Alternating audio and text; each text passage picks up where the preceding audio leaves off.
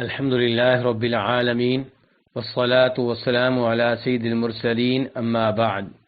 ایک بھائی سوال کرتے ہیں کہ جو شخص دائمی طور پہ مریض ہو یا بہت ضعیف ہو اور ان کی صحت یابی کی کوئی امید نہ ہو، کیا وہ روزوں کا فدیہ ادا کریں گے؟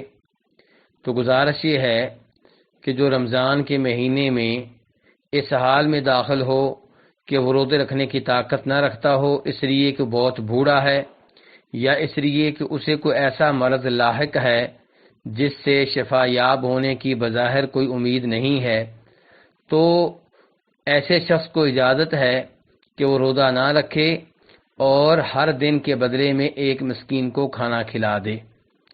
اللہ تبارک و تعالیٰ فرماتے ہیں قرآن حکیم میں سورہ بقرہ میں وَعَلَى الَّذِينَ يُطِيقُونَهُ فِدْيَةٌ طَعَامُ مِسْكِينٍ۔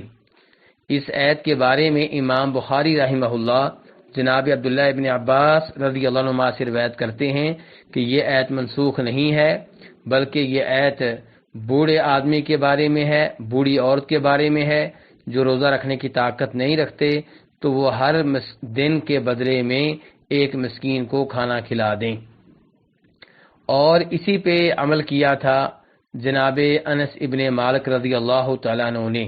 چنانچہ امام بخاری ان کے بارے میں کہتے ہیں کہ جناب انس ابن مالک جب بڑی عمر کے ہو گئے، بہت بوڑھے ہو گئے، تو 1-2 سال وہ روزے نہیں رکھتے تھے اور ہر دن کے بدلے میں ایک مسکین کو روٹی گوشت کھلا دیتے تھے۔